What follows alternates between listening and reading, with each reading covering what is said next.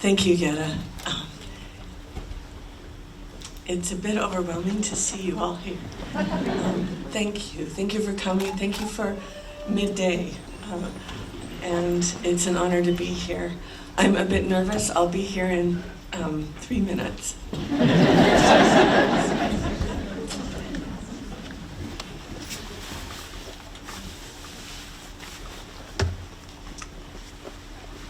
So many friends here. It really is a homecoming, and this is the most important reading for me because I've been away.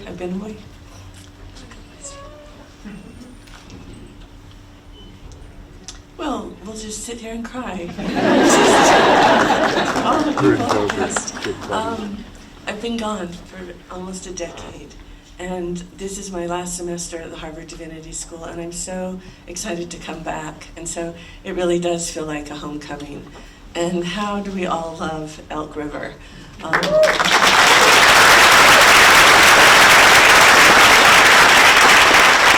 It is the most beautiful bookstore. And thank you, Mark. Thank you, Andrea. It's such a gift to be able to share the Glorians with you. Thank you for this beautiful theater.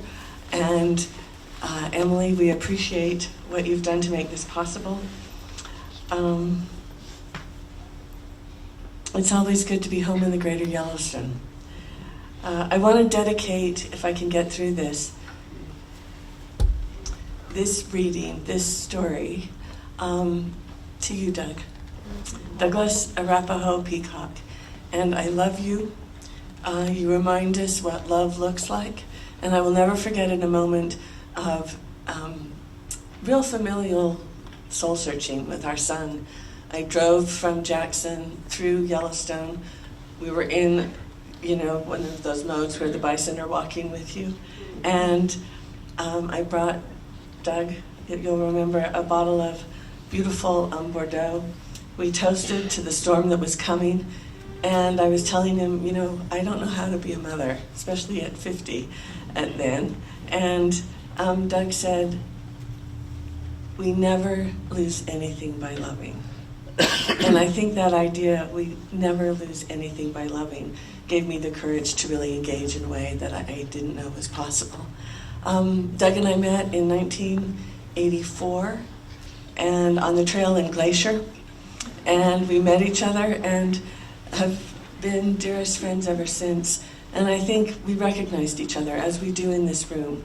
I recognized Doug's brilliance, and I think he saw my wildness, and together we've been a good pair with Andrea and Brooke by our side. So Doug, this is for you. We are all dreamers, and my grandmother, Catherine Blackett Tempest, we called her Mimi, was a bit terrifying. She was a self-taught Union scholar. And Joanne will know this, of what that means. When we would go to stay overnight at her house, there were 9 grandchildren. I grew up in a Mormon extended family, so it was cousin, brothers, and sisters. Sometimes there would be 2 of us that would stay overnight with her, sometimes 3, sometimes if we were lucky it was just 1. And she would always ask the same question when we woke up. What did God say to you last night? That's a bit daunting for children. And, what she meant was, did you dream? And there was a moment where I think I was 12 or 13, and I was staying overnight by myself, and I had a great dream, I thought. And we would always sleep in, so we wouldn't have to deal with this. But on this morning, I woke up early. She was in the kitchen making buckwheat pancakes. And I said, Mimi, I had a great dream. And she said, do tell. And we sat down, and I said, I was crossing the street. It was called Commonwealth. I was going over to my best friend's house. Her name was Martha Young. I knocked on the door. No one was home. I walked around, knowing that they kept their back door open, those sliding doors. I opened the sliding doors, walked through into their living room, and then jumped up onto the stone hearth. Within seconds, a great horned owl flew through the open sliding doors and landed on my shoulder. And Mimi listened, and she goes, "Oh, darling, that is a wonderful dream. I think you're about to menstruate." That was not the answer I wanted. But would you believe me if I told you that I did? About 3 or 4 days later. So my grandmother had great cred.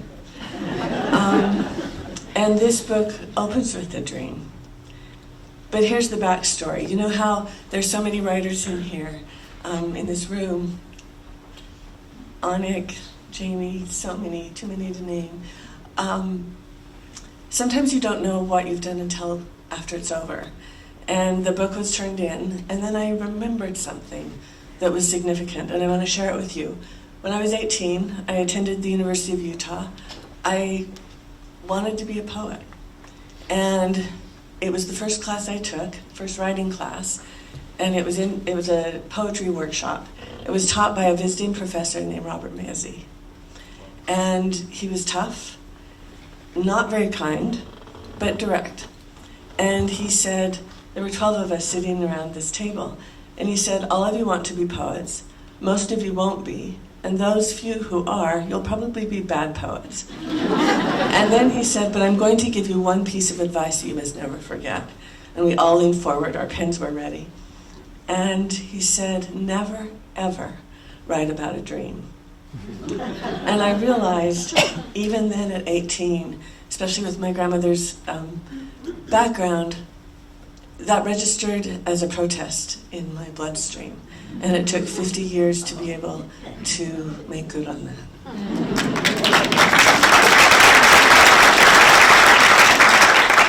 So I'm going to read for maybe, we'll see how it goes, for 40 minutes or so, 45, and then I'm going to read a few passages, and then I wanted to share a story, and then we'll open it up for conversation. Does that sound all right?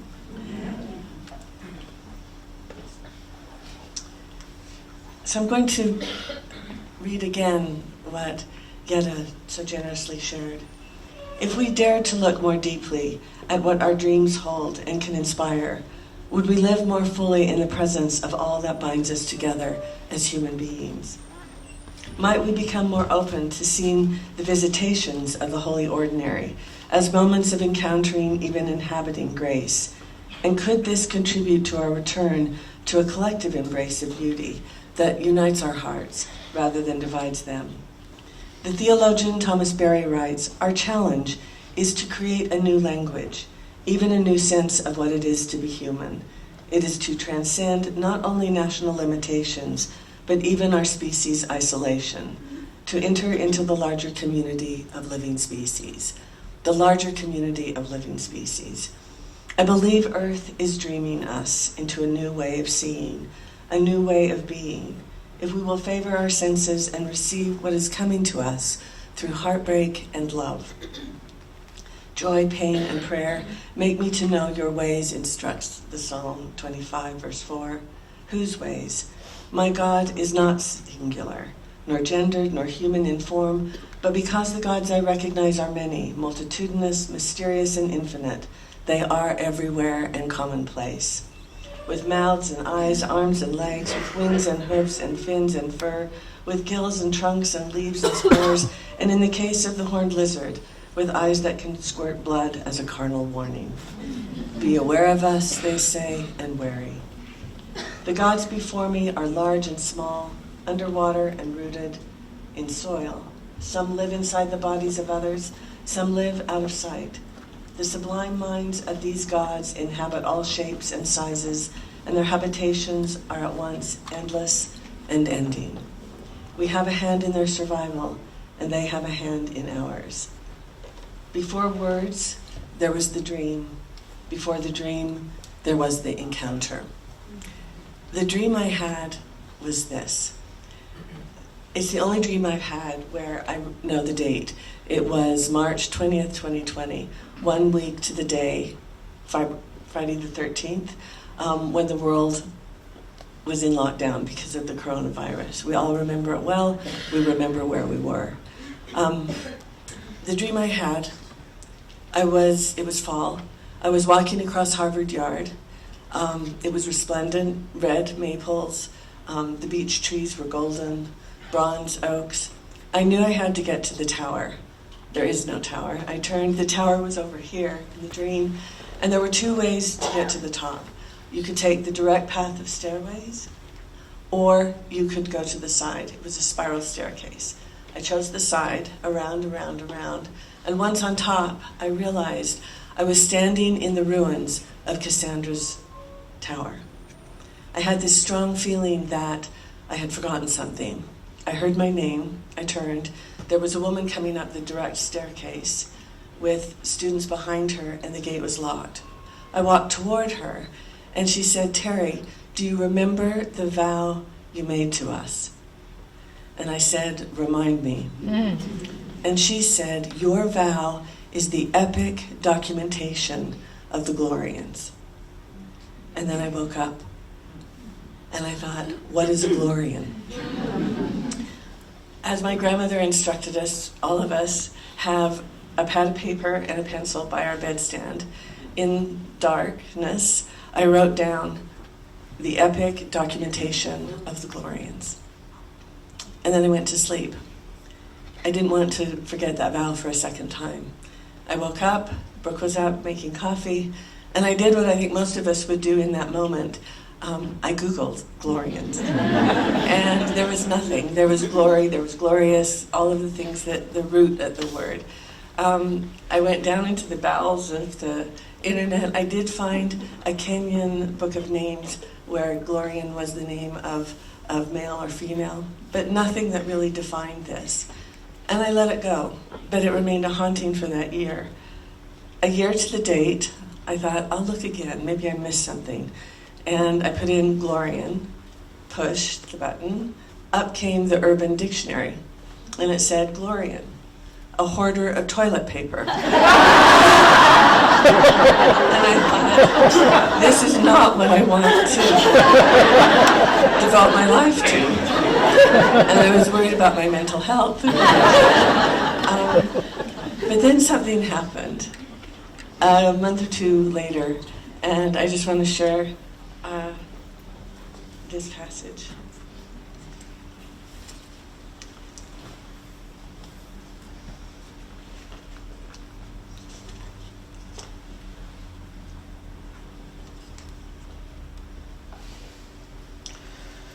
In the spring, fierce winds converge in our valley. I'm just going to tell it too. Is that all right? It was spring, it was May, the coyote willow in front of our patio was in full bloom, magenta, gorgeous. And I thought, I have to capture this on film. So I went into the kitchen to get my phone. I came out. In the interim, a wind had blown all the blossoms off. And they were all strewn across the patio, and I thought, oh, this is beautiful, I'll just gather them. I went in the kitchen to get a basket, and when I came back, you know what happened? The wind blew them all off the patio. But one was left, and I went to pick it up, and it moved. It had 6 legs. And it was a small, teeny ant that was carrying the last blossom in its mandibles. And what did we have during the pandemic time? And I thought, I'm just going to respectfully follow this creature to see where it goes. And so it was taking, it was a fast clip, walking across the patio, turning, walking, and started to turn, and I thought, that's it. It's going to fall off the lip of the patio onto bedrock, the desert, and that'll be it. Just as it's going across, and it was this high, so you can imagine a little ant, it was a big drop-off. 3 attending ants came, helped lift the blossom up, placed it back into the mandibles of the ant, and disappeared. And it went on its way. Again, just moving along with this little parasol sail of a blossom held in its mouth. Kept going along. I could see up ahead, there was a huge prickly pear patch of puncha. And I thought, that's it, it's over, impaled. Again, it starts to go up. 2 more, 4 attending ants come, help lift this blossom up, around, down, through, was not impaled, vanished. Back into the mouth, the blossom was placed, to the little mandibles. The ant continues on its way. By now I'm about 30 minutes into this journey, and up ahead I could see this clay-covered fist, the anthill, it just went up, up, up so slowly, carrying that blossom above its head. It finally makes it on top, goes right to the opening of the colony, and dozens and dozens and dozens of worker ants come, surround the blossom in seconds, take it down into the tiniest of pieces, disappear into the colony, and I imagined they were lining the pathway to the queen. A Glorian. I thought, this is a Glorian. The ant carrying the coyote blossom in its mouth was a Glorian. Unexpected, unbidden, unwarranted, undeserved. A moment of grace.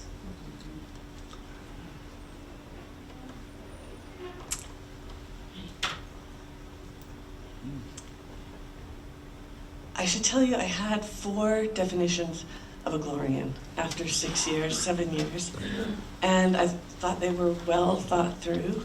I thought they would help the reader. They helped me. And at the last minute of the last hour, I pulled them all. And it's because I thought, who am I to say what the ineffable is? My definition of a Glorian may not be yours. But I think for me, what I have come to embrace is, it's what Thomas Berry was saying, we need a new language. We are in uncertain times. I don't know if I'm reading the New York Times or the Onion. I don't know if I'm listening to the State of the Union or Saturday Night Live. But I do know what a Glorian is. And I believe that the Glorians are reaching out to us, inviting us to engage.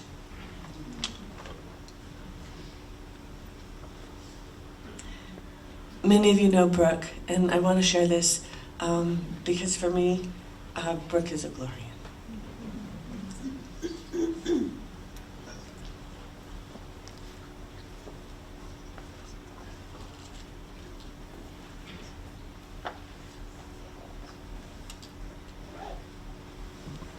It took a global, this is called Empty Bowls. It took a global pandemic to call us home. I see Virga on the horizon, streamers of rain that will never reach the ground, just like my expectations. I've been thinking about marriage. Brooke and I are in a long one. And in this pause, there have been times when it has felt too long. How to define what a marriage is, what our marriage is, in its full emotional range, from bliss one minute to a cascading loneliness the next, with everything in between. What we don't have is boredom. Marriage is our embrace of a deep, abiding partnership born out of generative commitment to stay together. We are a partnership that allows growth and freedom, a partnership that protects one another's solitude, as Rilke has said, a partnership small enough to make mistakes and large enough to house forgiveness, and a partnership secure enough, honest enough to fight well and hold each other close in the same day, trusting a softening of the hearts will occur. A partnership where humor resides, respect is earned, and kindness toward each other becomes an ongoing practice. Marriage evolves over time if it is to remain alive. Marriage is carrying 2 chairs down to the river to remember life flows forward, and carrying the same chairs back home, tired of routine. Marriage is elemental like earth, water, fire, and air. Each element supports the whole, but alone any one of these can destroy the other. Water cuts through earth. Earth does not exist without water. Fire burns until it rains, and when the rains come, life breathes again. A partnership in marriage can be both a cruelty and a healing, a touching of bone and a transcendence of bodies burning in flames, a life of choosing one another, again and again and again. Dust storms come in times of drought. We lose sight of where we are, but so do the rains. The smell of sweet sage is strong. Our marriage in the pandemic is asking us to carry empty bowls from the kitchen to the porch, where rainwater will fill them and quench the thirst of doves and jays, sparrows and larks, jackrabbits and deer, while our wrinkled bodies dance naked in the downpour. I want to share with you a story, and this is what I'm going to take the rest of the time with.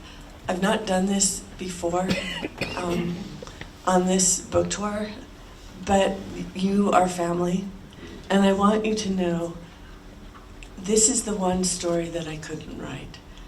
And you know me well enough, many of you, to know that I've written some hard stories. My mother and grandmother's deaths, my brother's death by suicide, what's happening on the planet, what's happening to our American West. During the pandemic, 8 million acres were on fire. You know it well here in the greater Yellowstone in Montana. But this was the story that I could not write. And yet I knew that I had to, and I also knew that it was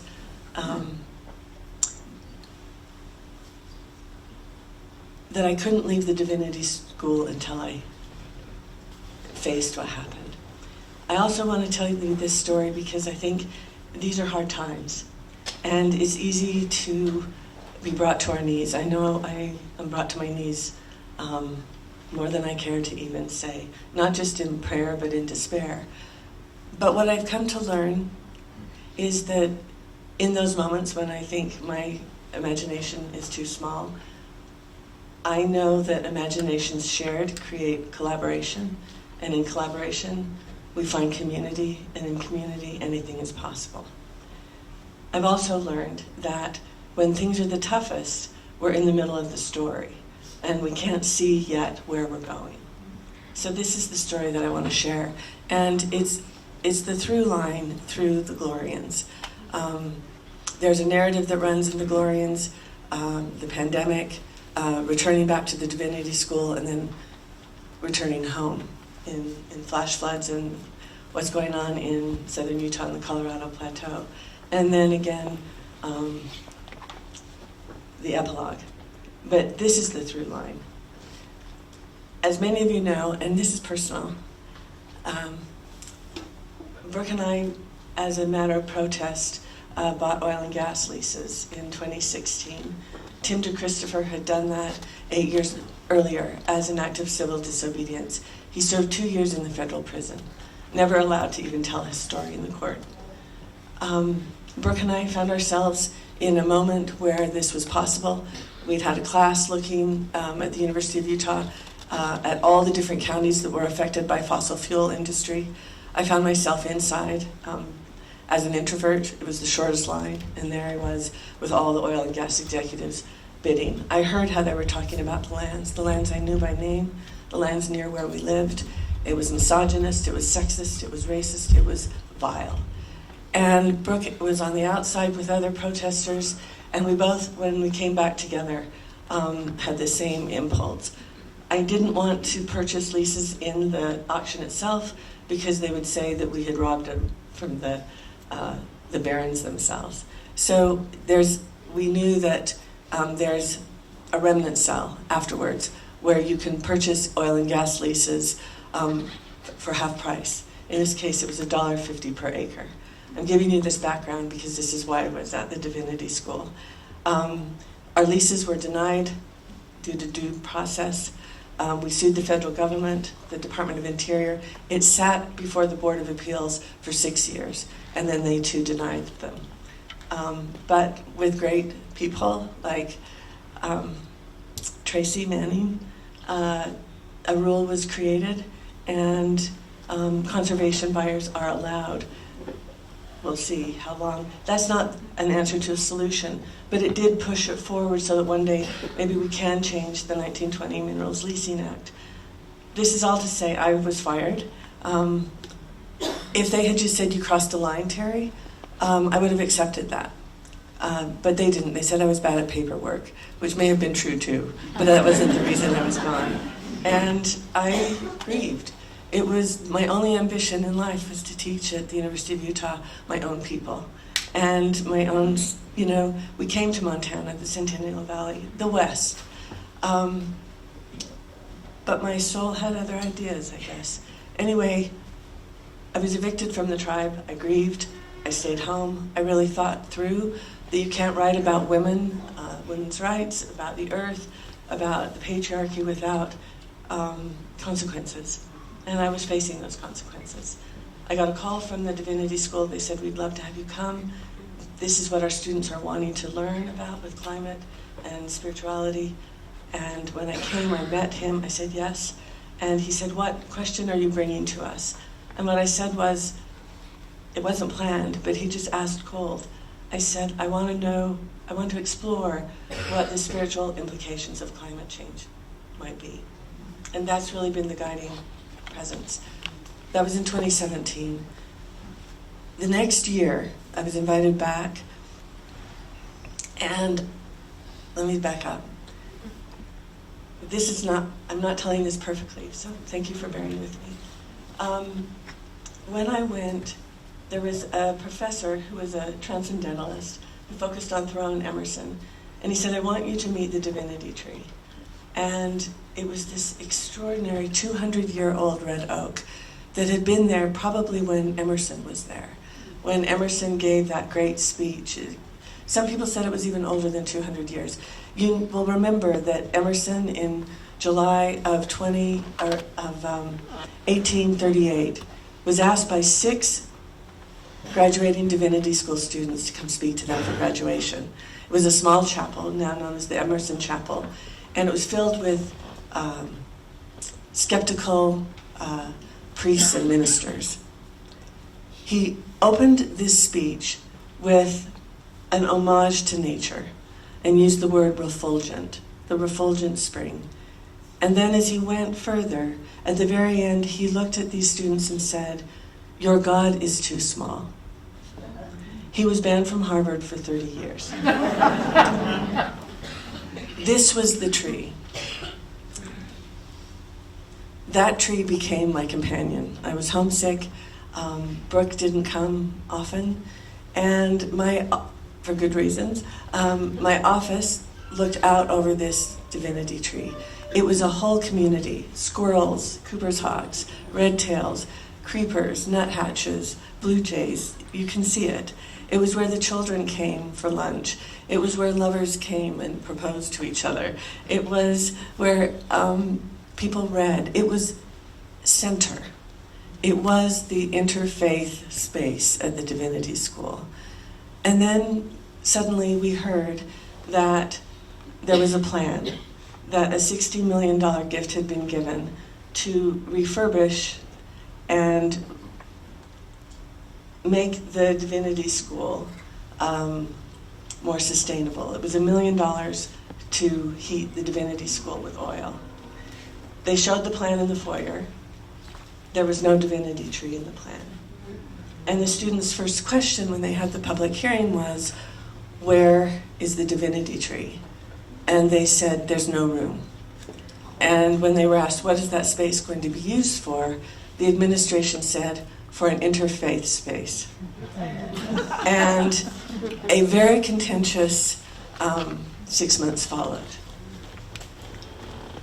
People came to hearings dressed like trees. African American students, were protesting, saying to the students who were in favor of saving the tree, "If you cared as much about human beings, black and brown people, then we wouldn't have the problems we have." The administration was checking the backgrounds of the students who were protesting, and the students who were protesting were making it very difficult for the administration. That's in a nutshell. And then the decision was made. The dean, whom I actually love, said, and in a private moment, he said, "Terry, if I wasn't dean, I would be on your side with the students and other faculty members." He said, "We have to go forward. We've planted 123 trees before you all even came. This is about climate." It was complicated, right? But the students then said, "If you are going to kill the tree, then what we ask is that we can mourn the tree together." And then we found out that the killing of the tree was going to be during spring break. And there was another protest, and they finally obliged. During this time, there were scaffolding going up, there was crime tape around the tree, they were saying it was going to hurt someone. Students couldn't even have access to the tree. Some were arrested.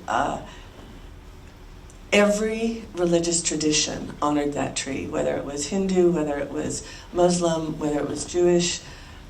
There were Christmas lights, there were Tibetan prayer flags. It was a beloved tree. And then the wake came.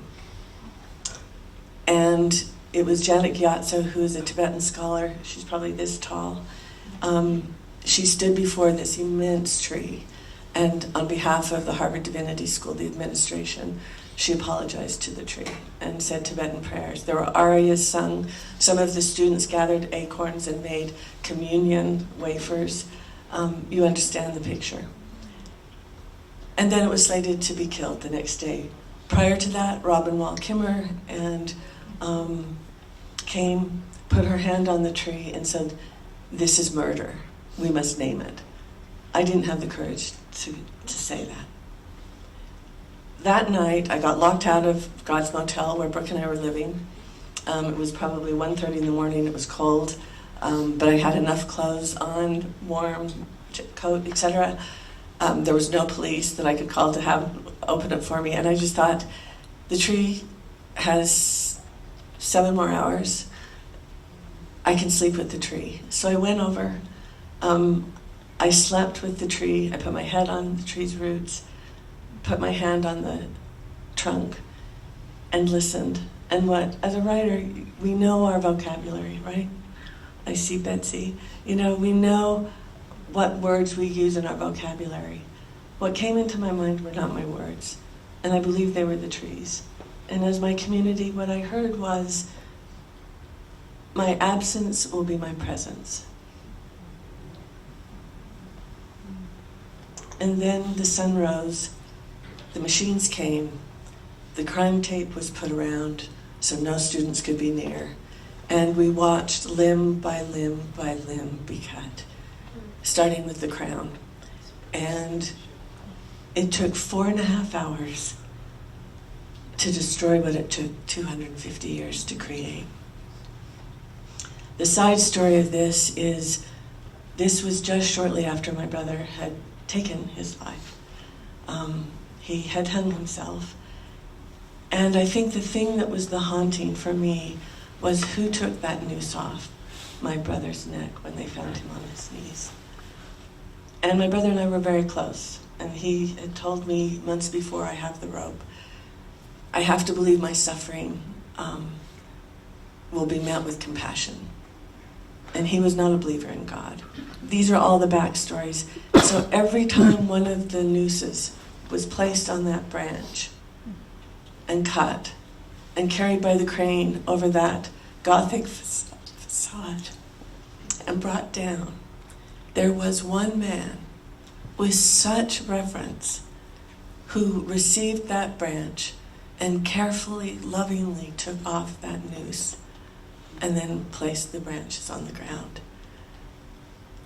In that moment, that tree not only became family, but that tree became every single tree that has been cut. We can't know what a genocide is. We can't know what a clear cut really is, but we can know one tree. And I think each of us in our own life can think about that one tree. Maybe it was in your grandparents' house. Maybe it was in the house where you grew up. Maybe it's a particular tree in the greater Yellowstone. We all witnessed that.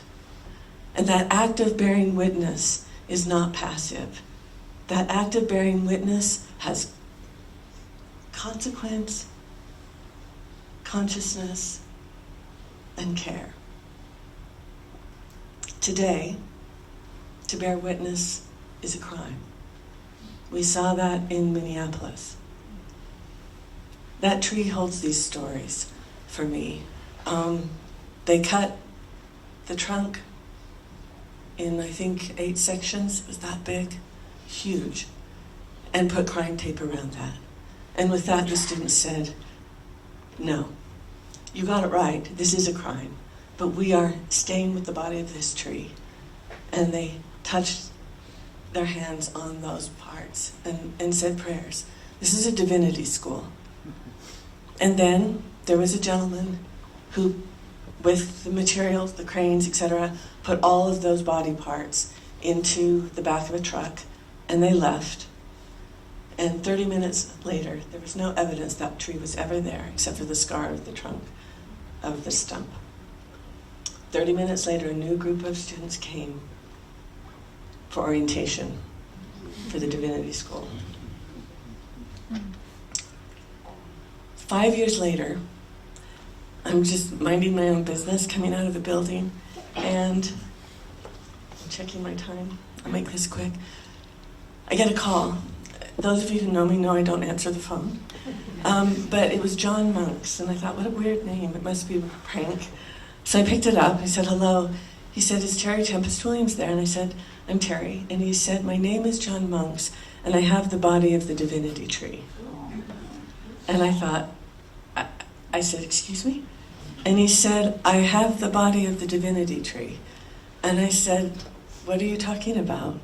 And he said, about 5 years ago, I woke up and there were these huge parts of this red oak with a note that said, this is the body of the divinity tree. Please turn it into something beautiful. And as I looked at these huge pieces of a trunk, I saw spray painted in green, good luck humans, you're going to need it. And I thought, there's a story here.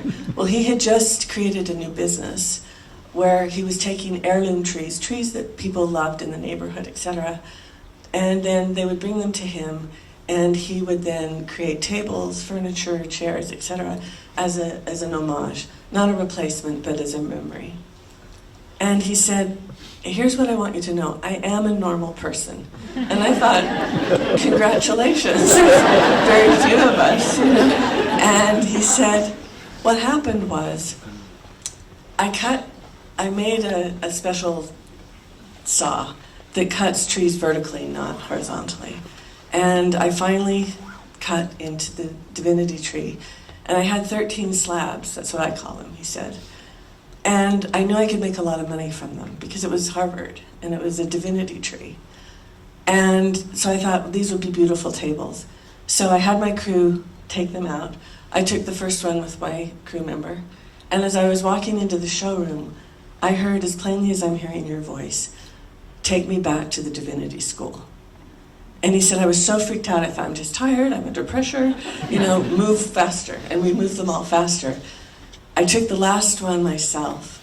It was smaller, with again another crew member. And I heard in my heart, take me back home now. And I don't know what happened, but I ordered the crew to bring all the tables back. I did some research. I saw the story. Someone gave me your name. Do you want them? And then he said, I need $100,000. And I said, I want them.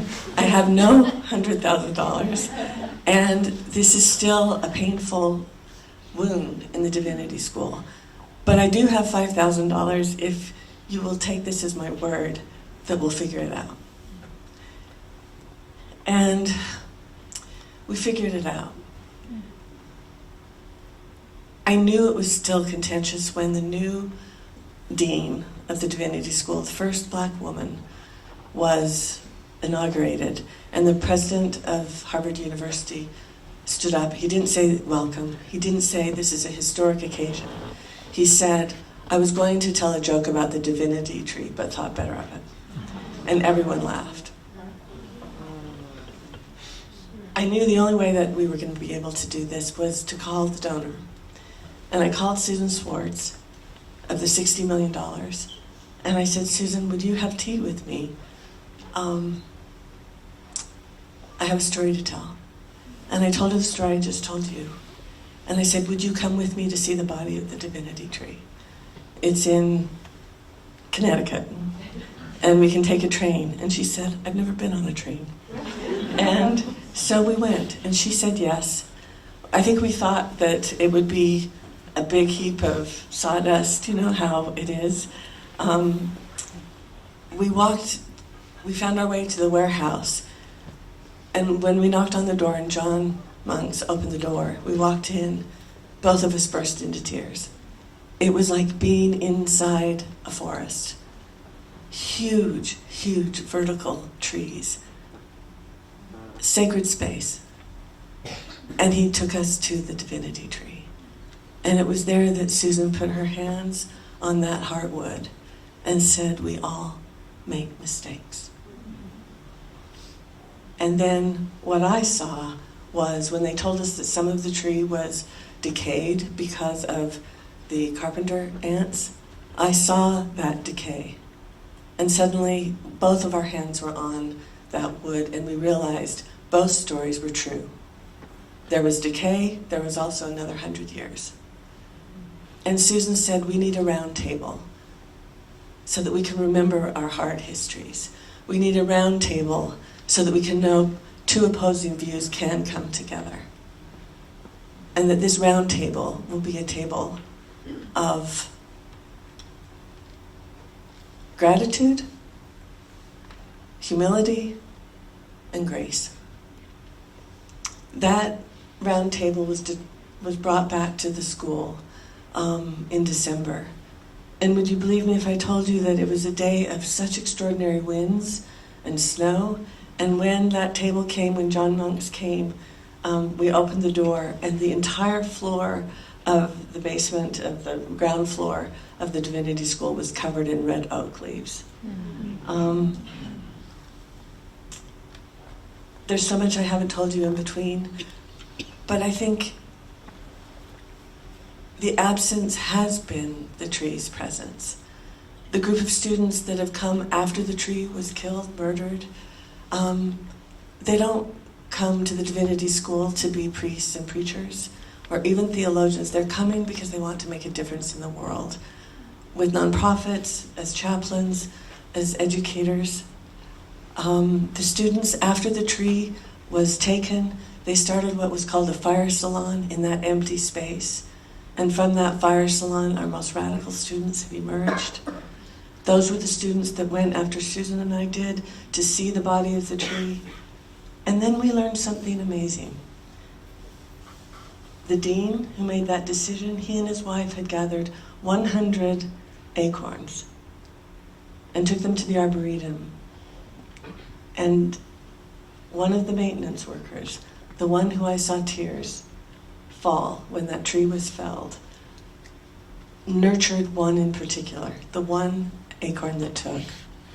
It's now 5 feet 8 underneath the other nurse trees. And it becomes a story of courage. The courage of that worker to not take the body of the Divinity tree to the chipper in Maine to use for firewood, but to turn left to Vermont and place that on John Monk's lawn. The courage of John Monk's to listen to that voice, to say, I am a normal person, but to realize that tree was speaking. Susan Swartz, who said, yes, I will come, and then saw both stories and realized those stories had to come together in the round table. The story of the dean who made the decision to gather acorns with his wife and to quietly plant them. And then the worker, Roger, who then planted that seed as a sapling and nurtured it, didn't tell anyone until he knew those roots were secure underneath the other red oaks that had been planted. One in particular, when the tree was killed, when we went up to the sister tree, it was absolutely drenched in sap. These are the stories that I think bring us back to life. These are the stories that we can't bear, but we're in the middle of the story. And if we can see this moment as being in the middle of a story of transformation, not without grief, not without heartbreak and loss, but that with our own acts of courage, we can see a fuller story because of our own actions. The Divinity tree is a Glorian. Those of us in this room that are gathered here at this time of uncertainty are Glorians. And I believe that the earth is dreaming us back to life in a way we can't yet see. I'm going to close with this last passage.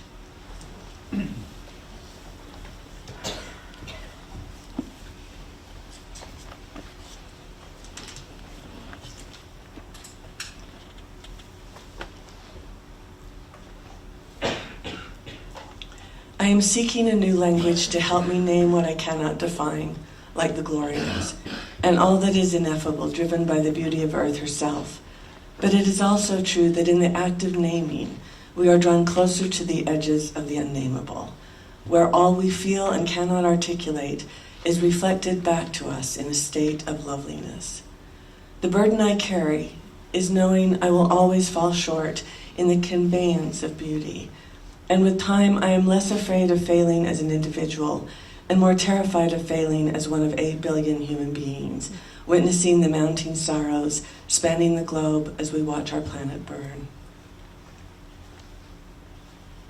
In my dream, I was standing in the ruins of Cassandra's tower. In my life, I was standing in the Red Rock Desert of Utah and working as writer-in-residence at the Harvard Divinity School. In the vitality of the struggle, I found myself required to walk through shadows, and when I did, I saw we have to throw out what is dead in order to make room for what is alive. By reimagining home, we create a place and a peace for all we stand to gain, a livable future in a landscape of burning hearts that implores us to stay soft when things become hard and stay strong when things fall apart. I pray for the strength to embody change and to be explicit in what I love, where I wish to serve, and what I want to protect. The poet Jack Mueller writes, "What I can't change changes me." The Glorians are reaching out to us, inviting us to engage. They arrive unplanned, unearned, irrefutable. They are grace. We are dreamers. And I believe Earth is dreaming us into a new way of being. With Venus shining in the twilight of dawn as my witness, something deeper than hope is emerging. The coyote willows' magenta blossoms have just burst forth for the first time this year. Thank you.